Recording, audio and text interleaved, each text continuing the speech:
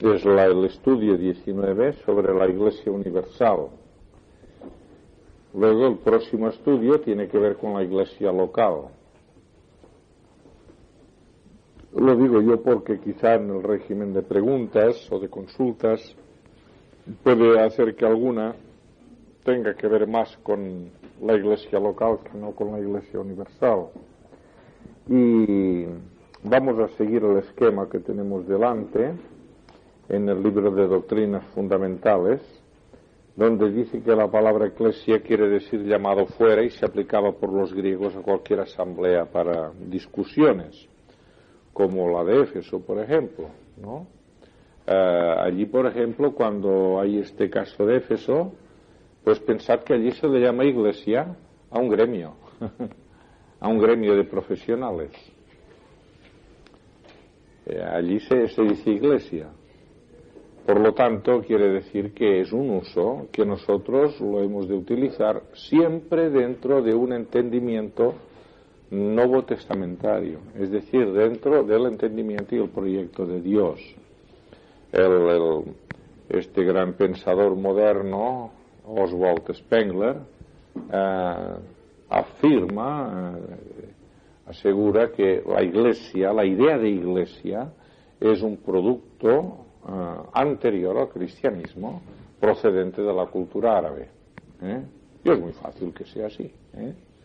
El pensamiento ¿no? La idea de lo que encierra el ser llamado fuera, el formar una separación para autenticar una manera de ser y de relacionarse, sin que necesariamente tenga la connotación religiosa o piadosa. Pero sabemos que el Señor Jesucristo, ya al distinguirla con el posesivo, demuestra que reconoce que puede haber otras corporaciones o instituciones humanas que puedan recibir este apelativo. Yo edificaré mi iglesia, la mía, hay otras, pero la mía la edificaré yo edificaré mi iglesia. Bueno, una idea tenemos nosotros de la iglesia, por regla general, la idea que circula, la idea con la que nosotros hemos de bregar, es una idea confusa en la iglesia. Fijaros bien, que es triste decirlo, pero es así, una idea confusa. ¿Dónde? ¿Quién? Todo el mundo dice que es la iglesia, todo el mundo dice tener la razón, todo el mundo dice estar en la verdad. ¿Cómo puedo saber yo cuál es la iglesia? Y estas preguntas y estas quejas, pues de veras están justificadas. Están justificadas por todos aquellos que no han creído el Evangelio. Y el que ha creído el Evangelio es porque lo conoce. Y el que conoce el Evangelio sabe que la objetividad, lo que está objetivando, el resultado final de la predicación del Evangelio es la Iglesia. Quitas este enlace entre la predicación del Evangelio y la constitución de la Iglesia y encuentras el Nuevo Testamento completamente inconexo. No sabes nada por qué ha pasado ni hacia dónde va. Pierde completamente su sentido. Se nota que todo va convergiendo hasta un final, hasta la última página del Apocalipsis. Se encuentra esta convergencia hacia este punto en que Cristo, el Mesías, está desposado con la Iglesia. Y se producen ya los hechos definitivos de una comunión absoluta entre Dios y los hombres, pero allí está, ¿no? Prefigurada, configurada también con la Jerusalén celestial, con toda aquella serie de hermosísimas figuras en la que se ve que son siempre los hombres redimidos por la sangre del Cordero. Y el trono es el trono de Dios y del Cordero que redimió a los hombres, del Dios que los creó y del Cordero que los redimió. Y quita esto y nos quedamos con las tapas del Nuevo Testamento, por no decir de toda la Biblia, ¿no? Así que luego también, incluso, pensad que el mismo apóstol Santiago, cuando habla, dice, bueno, y si entra en vuestra asamblea uno vestido así, tal y tal, ¿no? Allí, precisamente, en el original griego dice sinagoga, es decir, que habla de sinagoga.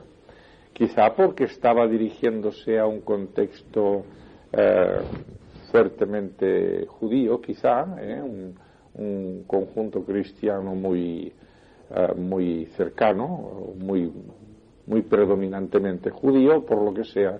Pero el caso es que esta es la palabra que podríamos poner nosotros aquí delante de nuestro local. Podríamos poner sinagoga cristiana o sinagoga evangélica y sería perfectamente correcto. Sería perfectamente correcto. Claro que la sinagoga es también una institución precristiana, tremendamente perfilada, consolidada a través de los siglos, ha sufrido también sus variaciones, etcétera. Pero lo digo esto porque la definición de iglesia, sobre todo, más allá de lo que la palabra ha querido recortar y perfilar, está el hecho de las características de la iglesia, contenido de la iglesia, más allá de la palabra, ¿no? Porque fijaros bien que al último llegó a cuajar tanto y sigue todavía enquistada en la mente de sobre todo los países religiosos católicos, está enquistada y endurecida la idea de que la iglesia es el local. Vamos a la iglesia. ¿Qué iglesia más bonita? Esta es la iglesia es la bonita, ¿no? Y luego, pues, allí nos encontramos los demás para oír misa, para esto, para lo otro, dentro de la iglesia, como recinto, y esta idea ha entrado. Muchos dirán, bueno, es que la iglesia católica no quiere enseñar esto. Bueno, pero lo han aprendido. Yo no sé quién lo habrá enseñado, pero lo han aprendido. Así que son muchas las confusiones que hay alrededor de la idea de iglesia. Bueno, Satanás ha cuidado de que haya confusión. Y seguirá luchando para que haya confusión. La idea de que exista, para mí, fijaros bien, voy a deciros una cosa. Para mí, la garantía, desde un punto de vista humano, lo digo como enseñador y como añadiendo algo que pueda ilustrar vuestra comprensión, la garantía de que hay una iglesia maravillosa es que hay una iglesia o muchas iglesias falsas, inauténticas. Bueno, para mí la garantía de que hay una iglesia es que Cristo la ganó con su sangre, murió por ella y la fundó, y la está edificando. Esto es la garantía partiendo de la palabra. Pero desde el punto de vista así subjetivo de un hombre de la calle, y es porque si existe tanta iglesia desfigurada, inauténtica, falsa, que produce efectos completamente contrarios a los que tendría que producir, que confunde, es porque hay una iglesia en la mente de Dios y en la intención de Dios, una iglesia auténtica, grande y maravillosa. Es decir, que si circula moneda falsa, es porque hay moneda buena. ¿Cómo lo veis? Ni más ni menos, es la misma comparación. ¿Por qué circula la moneda falsa? Pues porque hay moneda buena. Porque hay moneda que está debidamente emitida por el Banco de España y la Fábrica Nacional de Moneda y Timbre y siguen unas pautas de política monetaria y allí está. Y hay moneda buena. Que verdaderamente uno va al Banco de España y dice, sí señor, 1000 pesetas cuando las quieran. Aquí están, Y en cambio hay mucha moneda falsa, pero mucha. A veces alarma un poquito, ¿no? a las autoridades monetarias la mucha moneda falsa que circula. Pero ¿por qué circula la falsa? Porque la hay buena. Esa es una razón humana, por decirlo así. Ahora bien, el Señor anunció que Él edificaría mi iglesia. Yo edificaré mi iglesia. Y claro, allí está la realidad de cómo la edificaría. Y habla de edificar. O sea que ya adelanta la idea de un edificio. Y adelanta la idea de una construcción, como luego vendrá la idea de un templo santo en el Señor, o un santuario. Vendrá la idea de una vid, la figura de la vid, y así la iglesia irá recibiendo otras connotaciones, y luego las figuras que adopta la iglesia también, como veremos después en la epístola a los Efesios, ¿no? Pero Fijaros bien, tanto Pedro como los demás que estaban allí en aquel momento de aquella solemne declaración, ¿no? Pues todos aquellos tenían que ser, venido el tiempo, aquellas piedras que tenían que edificar un edificio espiritual hasta venir a ser un templo santo en el Señor, etcétera, etcétera, etcétera, ¿no? Es decir, que somos todos juntos que formamos este edificio, somos todos los miembros que formamos este cuerpo, y así somos todos estos pámpanos que estamos por quienes circula la misma savia de la misma vid, ¿no? Todos son ideas que mancomunan la afinidad que unos que antes estaban desperdigados, ajenos y extraños a los propósitos de Dios, ahora se ven vinculados en un programa, tanto si lo entendemos como un edificio, como si lo entendemos como un cuerpo, con su cabeza y sus miembros, como si lo entendemos como una vid, con sus pámpanos y sus ramas y sus frutos, sus troncos y sus raíces. Siempre vemos que hay una mancomunidad de seres que, estando antes separados y dispersados, se agrupan con el Señor como fuente, como motor, como base, y para vivir la misma vida de toda la vida, sin posibilidad alguna de segregación, de distinción. Es toda una misma vida que fluye por todos. Pues esta es la idea de la Iglesia universal. Esta es la idea fundamental. Cuando he llegado aquí podríamos decir que lo hemos dicho todo en cuanto al concepto. Pero hemos de ver la Iglesia que está prevista en los Evangelios bajo las figuras de un santuario, de un rebaño, de una vid, ¿no? El Señor Jesucristo hizo alusión a su cuerpo. Destruid este cuerpo y en 3 días lo levantaré. Destruid este templo. Los otros decían, y después eso lo hicieron servir para acusarle. Este dijo que derribaría el templo en 3 días, toma, y lo pusieron en su expediente, en sus cargos, ¿no? Allí, en el juicio ante Pilatos. Este dijo que derribaría el templo, un acto anticivil, porque el templo de Jerusalén estaba protegido por las leyes romanas, que tenían un estatuto de libertad religiosa casi tan bueno como que podamos tener aquí en España ahora, y aquel templo tenía que estar protegido, pero había dicho que lo destruiría, decían, y los discípulos sabían muy bien después, dicen, no, si hablaba de su cuerpo, en 3 días lo levantaré. Cuando fue resucitado comprendieron, dijeron, toma, esto es aquello, lo comprendieron. Ahora, un santuario, un templo, un punto de relación espiritual, llega la hora, y ahora le dice poco después a la samaritana, en que ya ni el monte Baal, ni el Gerizim, ni la tradición de que aquí Josué llegó, ni Jerusalén porque allí David y porque allí la roca de Abraham, ni por nada de esto. Ha llegado el momento en que Dios y los hombres, la base de relación que tienen es el espíritu y la verdad. Y toda la adoración tiene que fluir de un conocimiento profundo, íntimo del espíritu, no las formas pasajeras y fungibles de la materia, de las edificaciones, de los templos, de los lugares, ni en este lugar ni en aquel, ni bajo la forma de un monte ni bajo la forma de un templo, en espíritu y en verdad.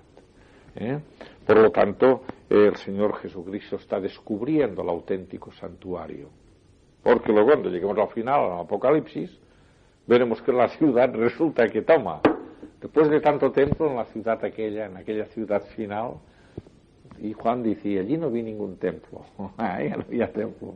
No, dice, pero están Dios y el Cordero allí, tienen su trono, bueno, ya, pero no hay templo. Ya no se tiene que precisar la cosa, incubarla e incluirla allí, ubicarla dentro de 4 paredes, dentro de una forma, aunque sea idealmente, pero una forma física, sino que es una auténtica relación de alma a alma, de espíritu a espíritu, de corazón a corazón.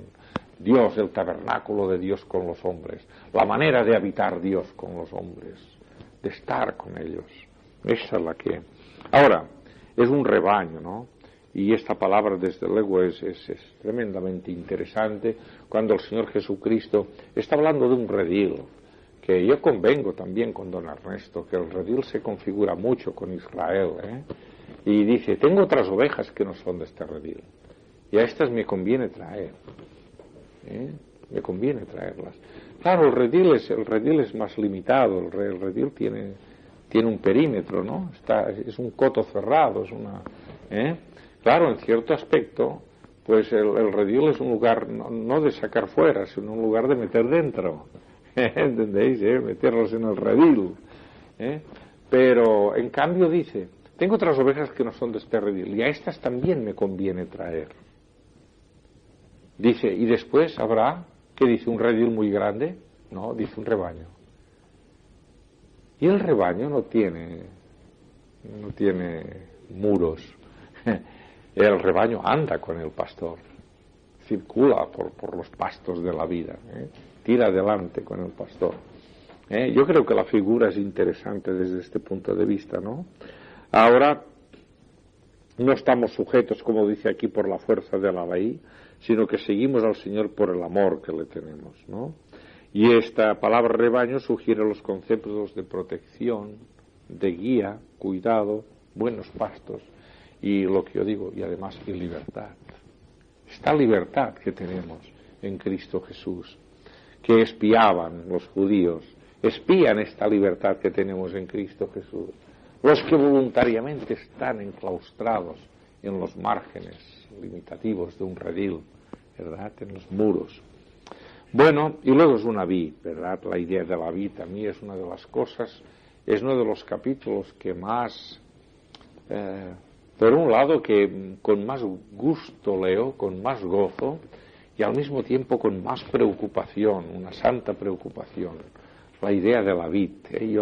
Yo que había tenido en mis años mozos una vid con 42 cepas, hay una pequeña viña, con 42 cepas, ya veis si era pequeña la vid, muy pequeña, pero eran 42 cepas, que eran el gozo de mi vida entonces, y pensar que como una vid igual, las raíces, el tronco, aquellos pámpanos que primero, como después que los habíamos podado, quedaban así de cortitos, pero cuando se iba acercando el tiempo venía aquella tremenda explosión de pámpanos largos, y las hojitas verdes, tiernas, velludas primero, después patinadas, majas, brillantes al sol, y luego allí los pequeños racimitos, aquellos hilos que se forman, y toda la misma vida, desde el cabito de aquella hoja, desde el cabito de aquel racimo, hasta lo más profundo de las raíces, la misma gestión vital, toda una vid viviendo. Así dice, yo soy la vid,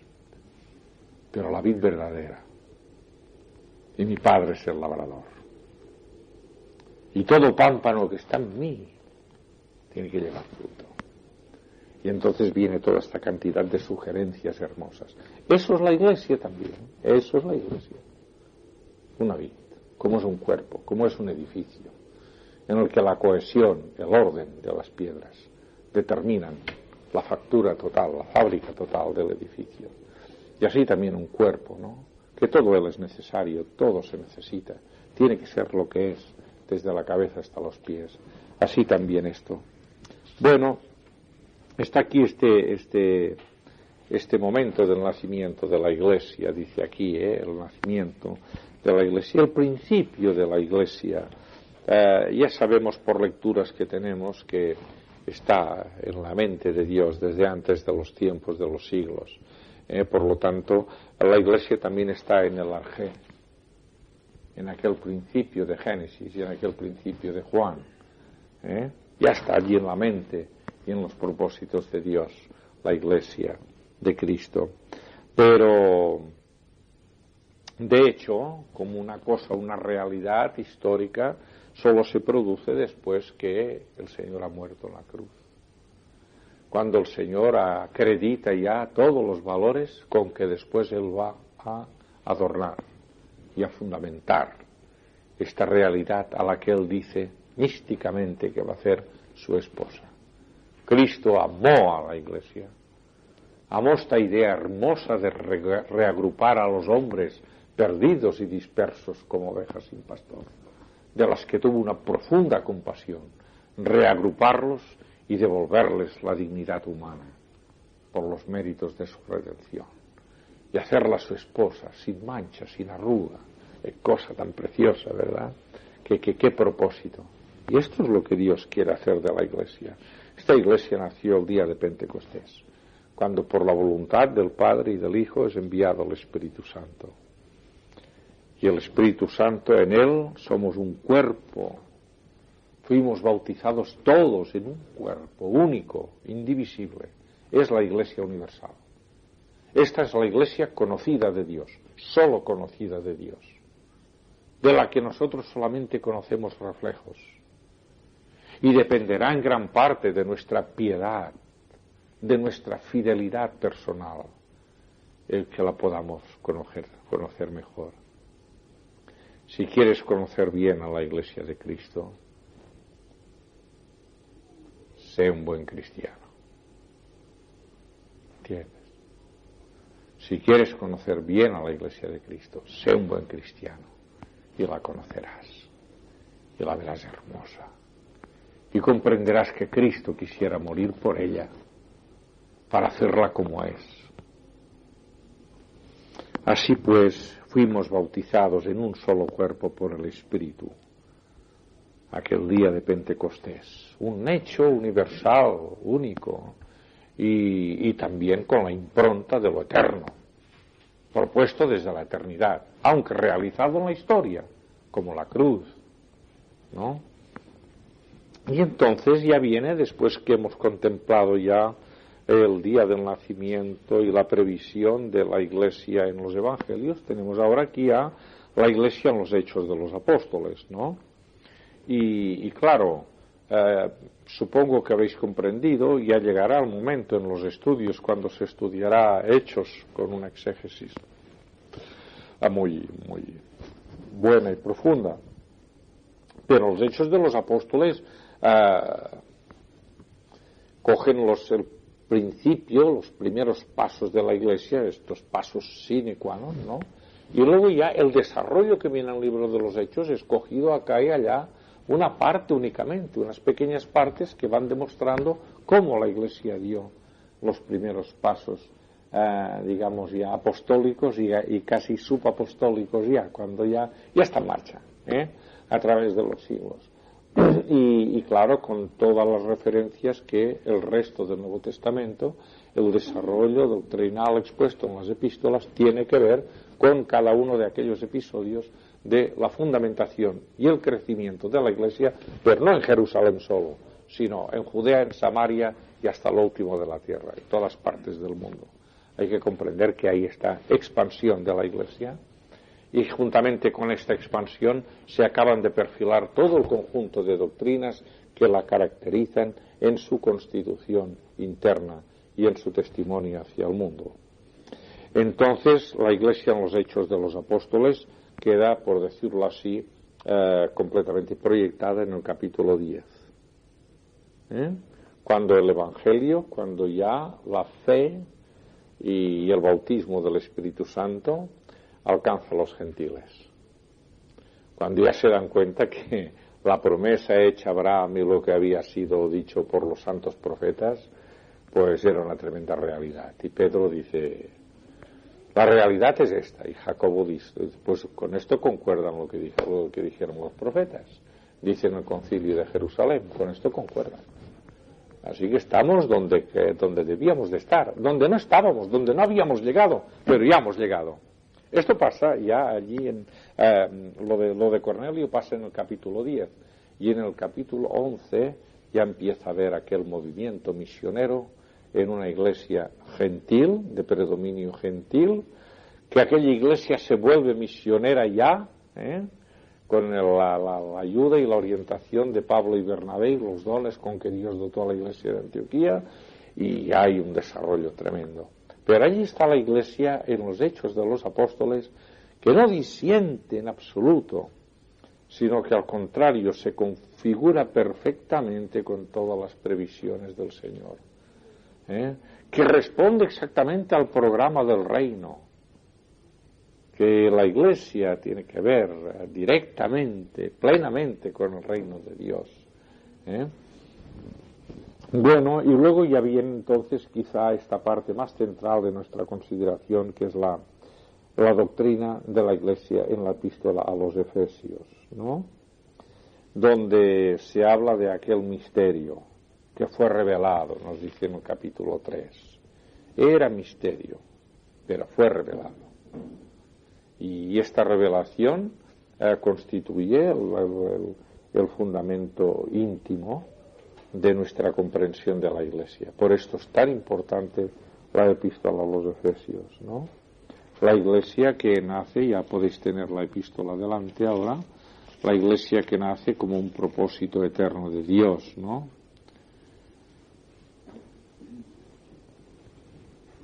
Como tenemos en esta lectura preliminar, ¿no?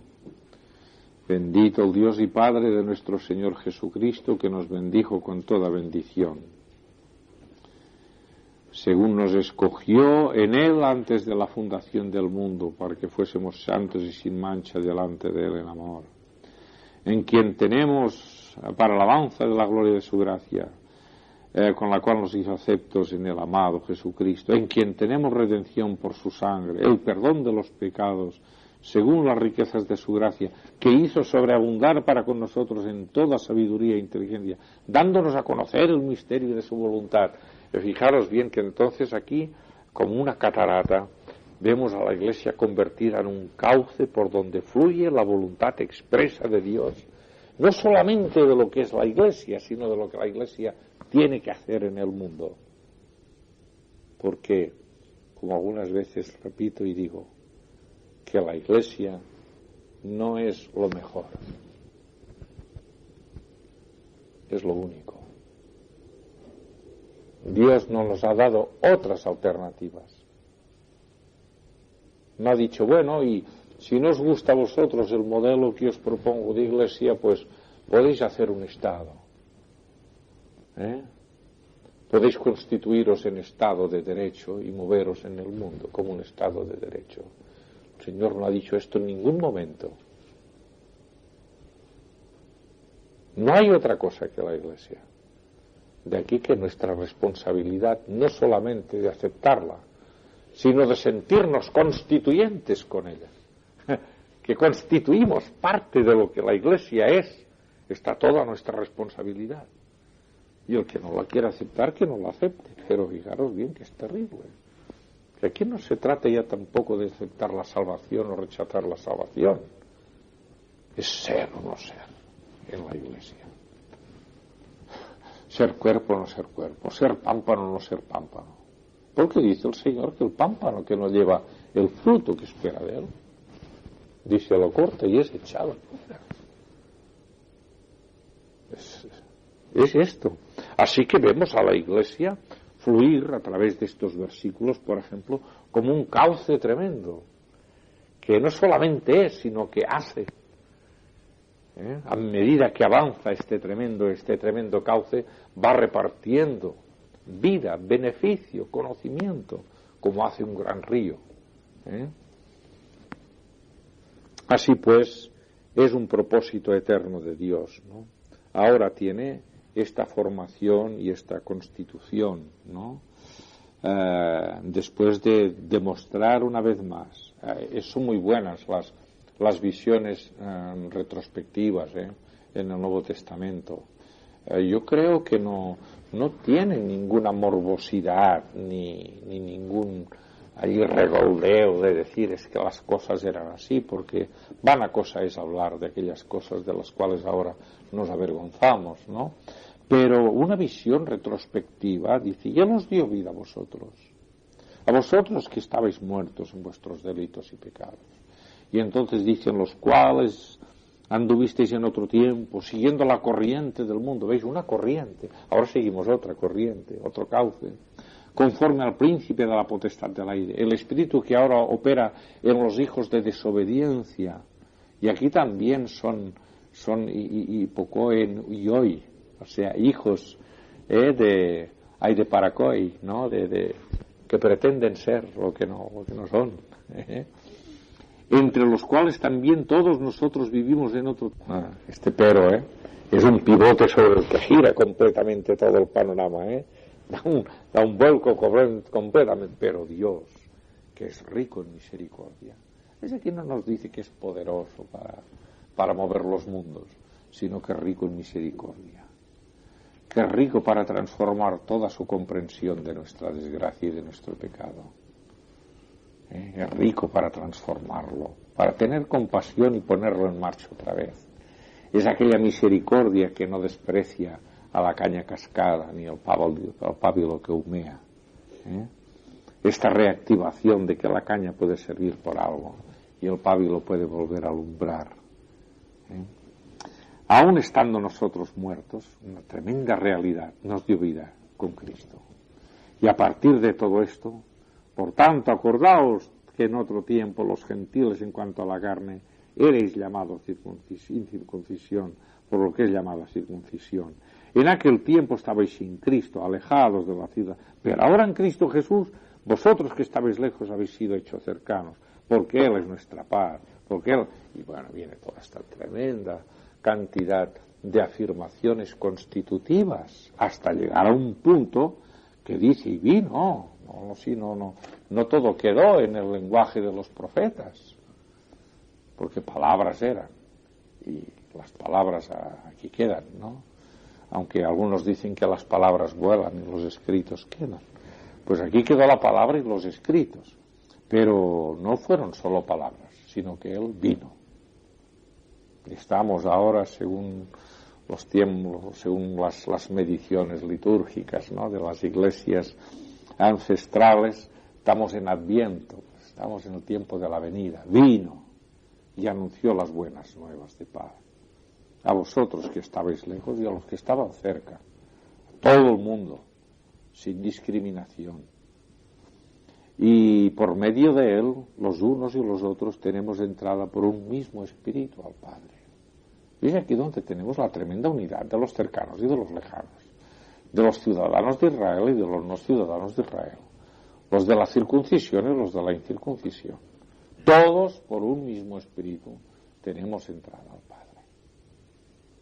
Así que ya no sois extranjeros, ni advenedizos, ni a nada ya no hay subdivisiones de estas, sino conciudadanos de los santos y miembros de la familia de Dios, domésticos de Dios, edificados, ¿veis?, sobre el fundamento de los apóstoles y profetas, siendo la principal piedra del ángulo Jesucristo mismo.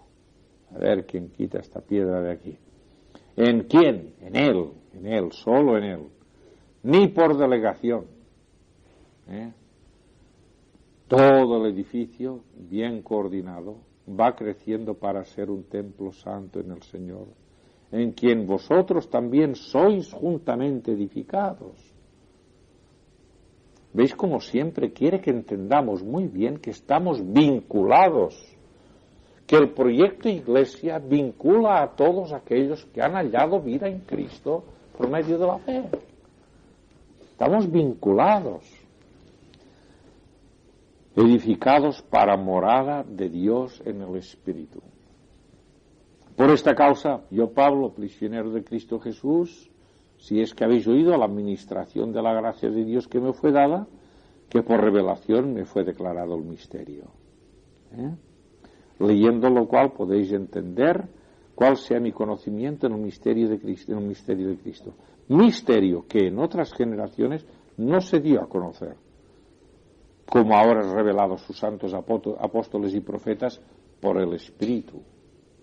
Que hay una afirmación que los mismos apóstoles y profetas renuevan, que no es porque ellos han tenido un concilio y han coordinado qué es lo que hay que creer, es que la revelación del misterio que nos han dado los apóstoles y profetas del Nuevo Testamento ha sido por el Espíritu, como lo fueron los del Antiguo Testamento, que nos dice el mismo Pedro.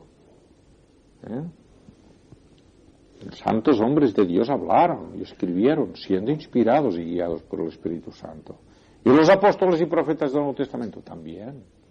¿Y quién lo dice esto? Un cronista de aquellos tiempos no lo dicen ellos mismos. Esto no es nuestro, esto es por el Espíritu.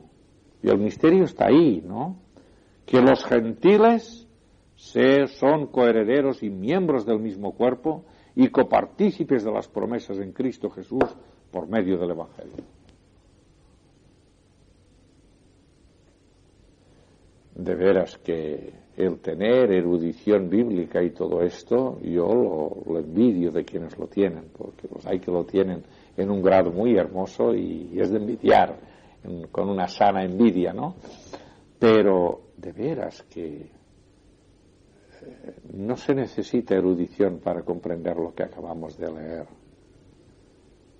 Es clarísimo, es un lenguaje directo y vivo, que no se puede entender de otra manera.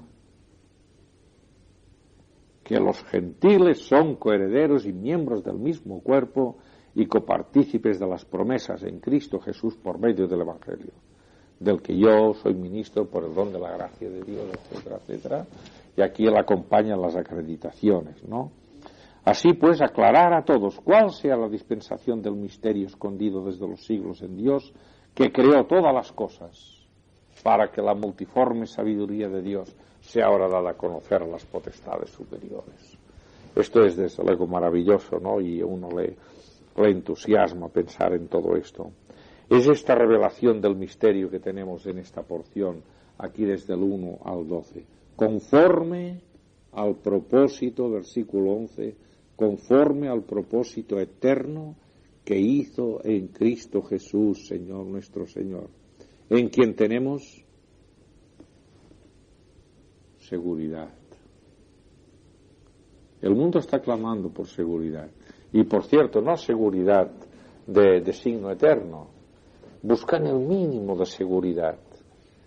Y dicen, es que no puede haber más seguridad y todo en todos los lugares, en todas las cosas, en la navegación aérea, en los locales públicos, como ahora se habla tanto de... Le dicen al alcalde, y usted no puede seguridad. Hombre, dice, es que hay un mínimo y hay un máximo que no puede prevenir todas las cosas. Se clama por seguridad y es muy difícil. Y aquí dice que en él tenemos seguridad y acceso con confianza por medio de la fe en él. Por lo cual pido que no desmayéis a causa de mis tribulaciones por vosotros, las cuales son nuestra gloria, etcétera, ¿no? Así que hay seguridad en Cristo y acceso con confianza por medio de la fe. Luego que no digan que la fe no es nada. Es la fuerza, es la victoria que vence al mundo. Que vence esta lógica que tiene el mundo, porque la tiene una lógica. El mundo tiene una lógica subjetiva. El mundo que no cuenta con Dios tiene razón en las cosas que dice, porque no tiene más elementos, no acepta más elementos orientativos, no cuenta Dios para ellos, y entonces su lógica parece incontrastable. Pero a los que contamos con Dios vemos que la lógica del mundo falla. Nosotros tenemos seguridad y confianza en el acceso a este misterio que ha sido revelado, que es una realidad, del que formamos parte.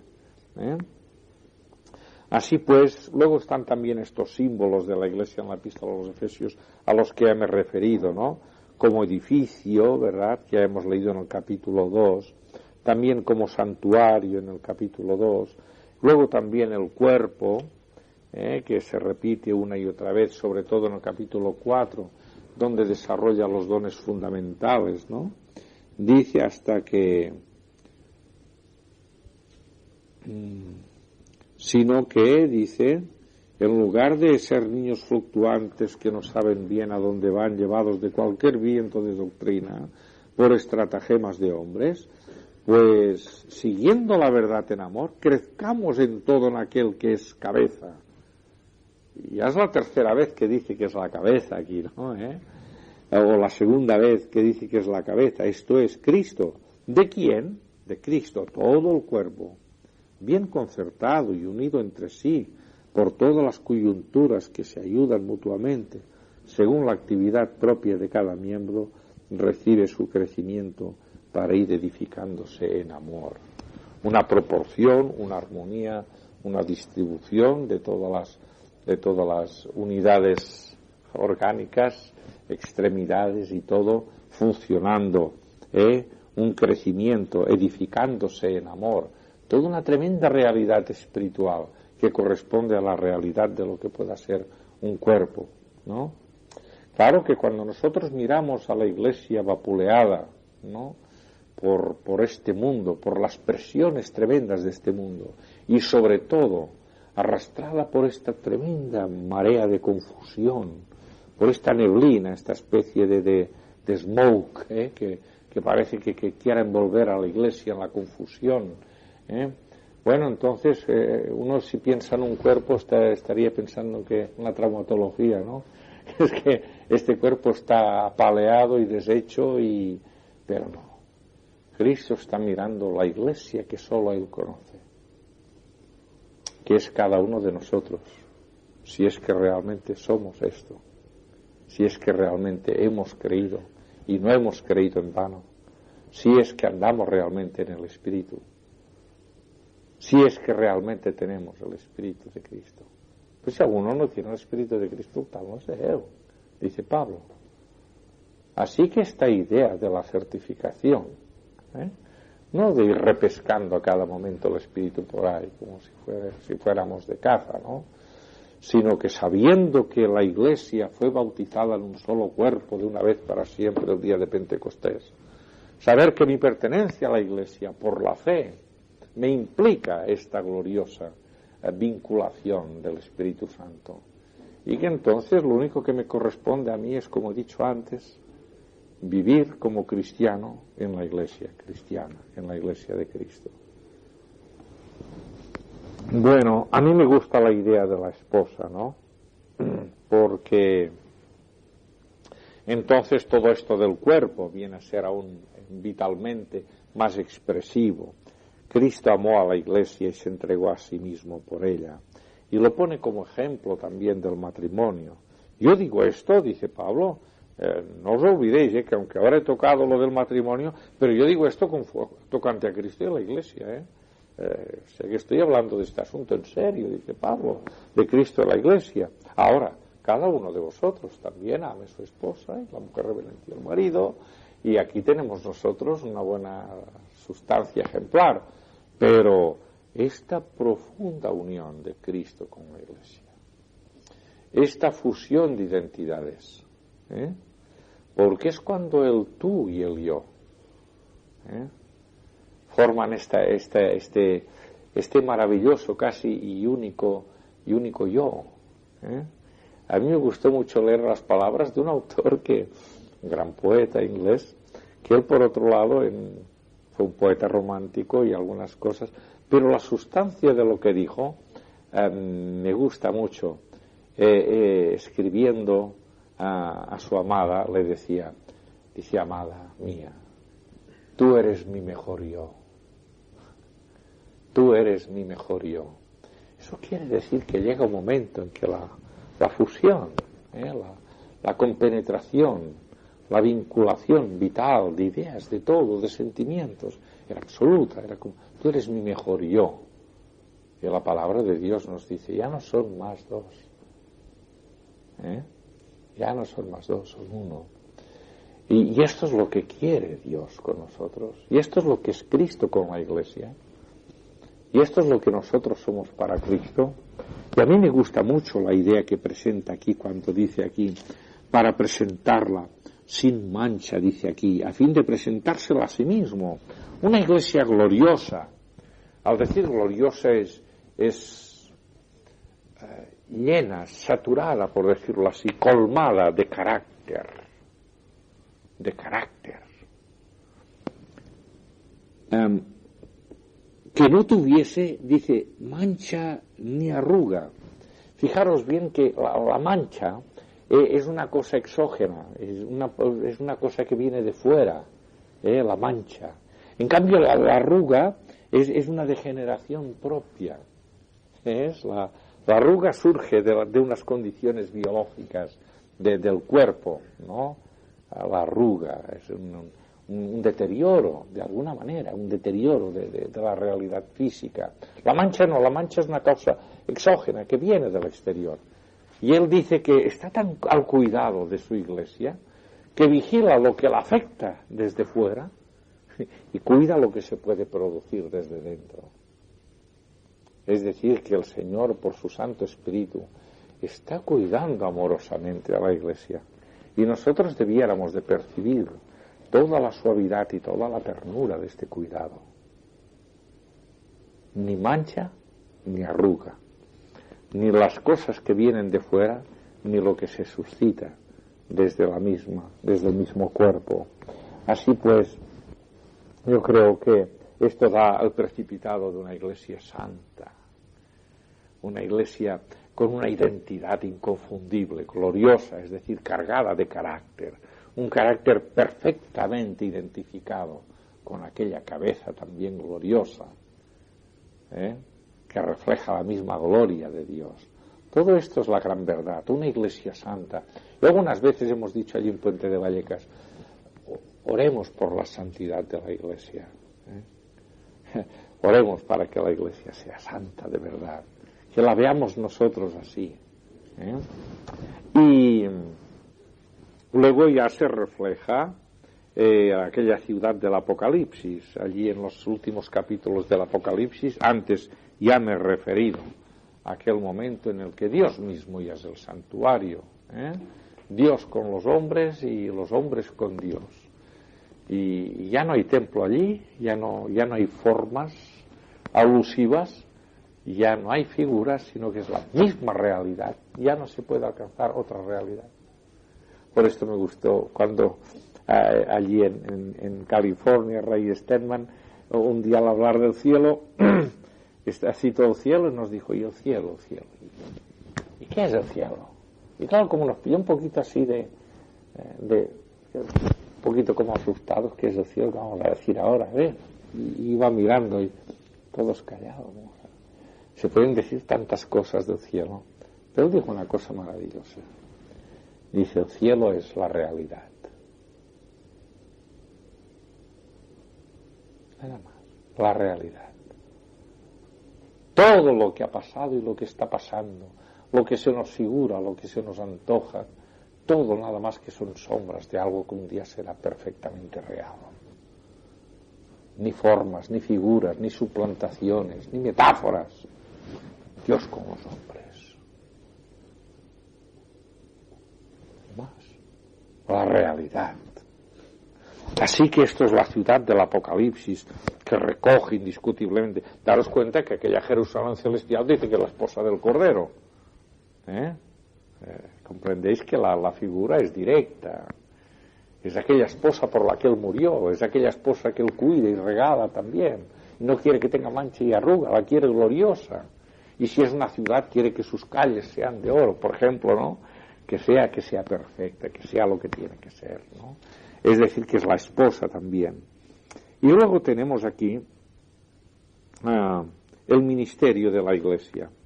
Yo creo que, claro, el ministerio de la Iglesia en grandes líneas se perfila por el testimonio, por la predicación del Evangelio, de la gloria y de la gracia de Dios, y al mismo tiempo por el crecimiento interior de la Iglesia mediante estos dones que se perfilan también en Efesios 4, donde los profetas, los maestros, pastores y doctores cuidan no solamente de traer al mundo las nuevas criaturas en Cristo, sino la de elevarlas y educarlas juntamente con los demás para formar este cuerpo perfecto a la medida de la plenitud de Cristo, a la medida de la voluntad, de lo que Él quiere que sea su cuerpo, edificándonos en amor, siguiendo la verdad en amor, ¿verdad? Nunca excluyendo estos grandes principios que son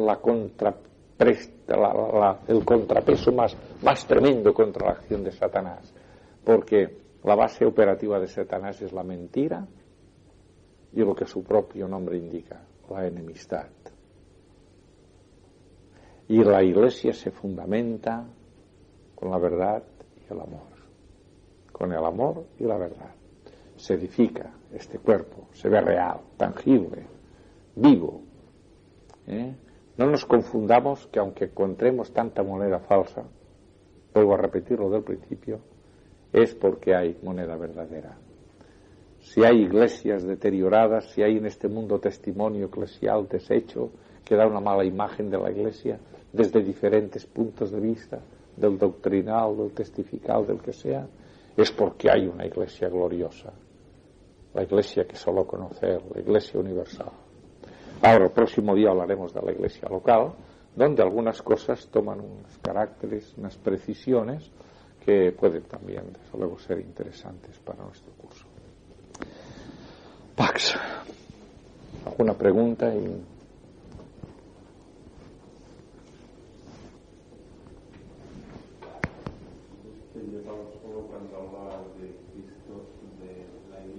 Cuando tú has llegado, la Iglesia ya había nacido, o sea que aquí está la cosa. La Iglesia como esposa,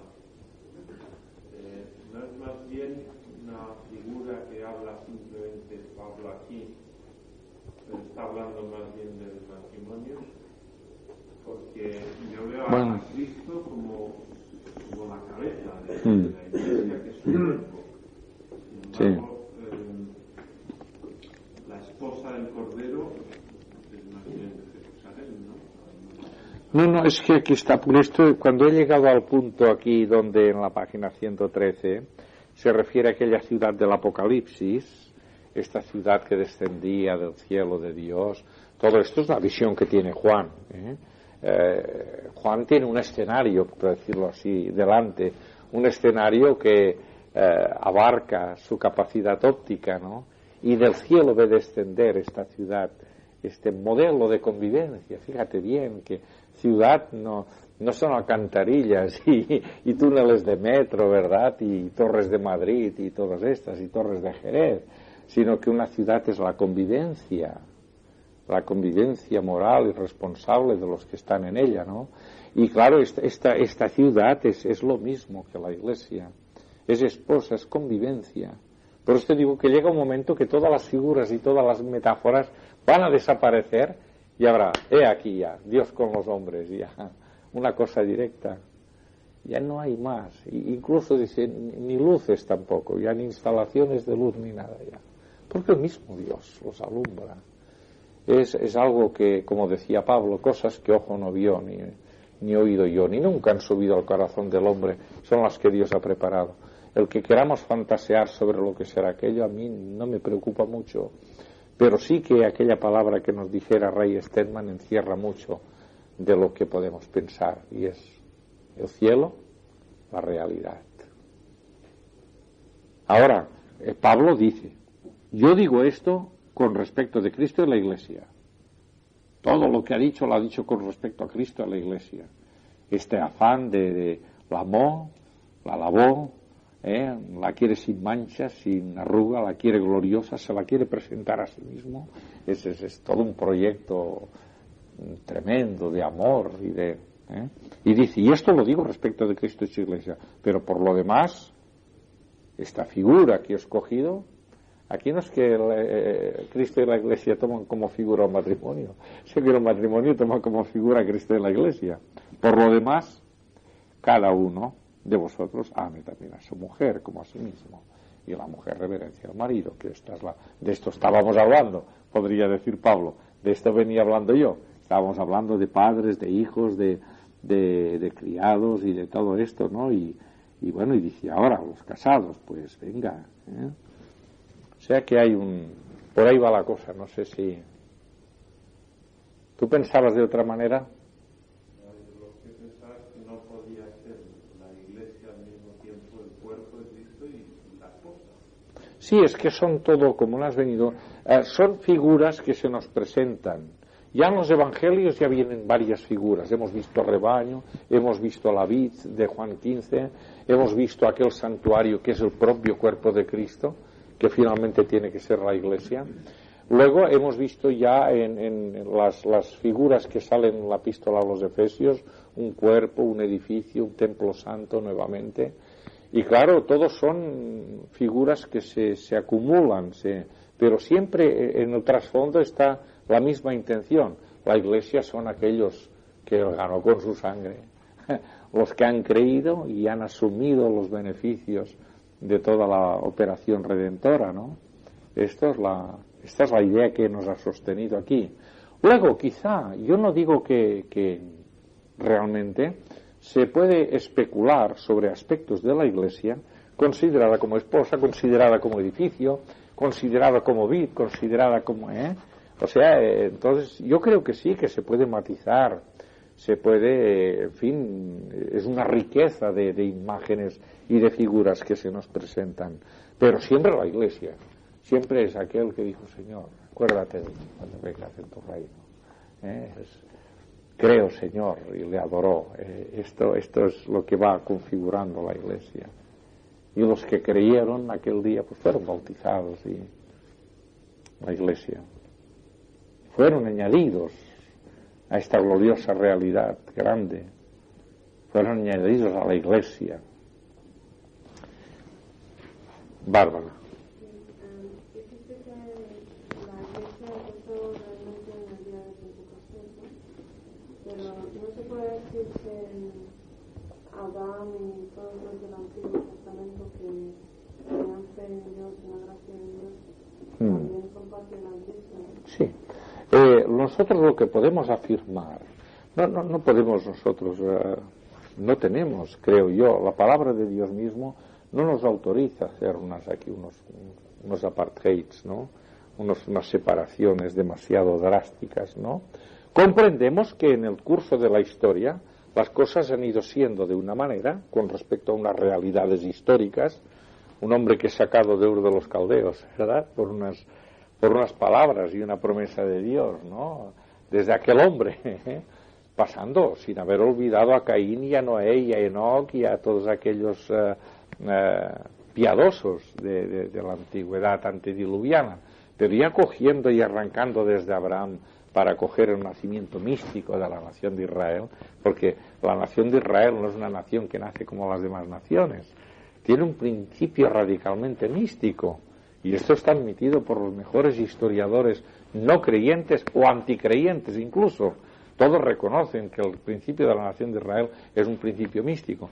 Y aún desde aquel momento en que Israel se configura por una acción mística de un solo hombre, es Dios que está salvando, no deja de salvar nunca. Toda su operación es rescatar y salvar y salvar y salvar.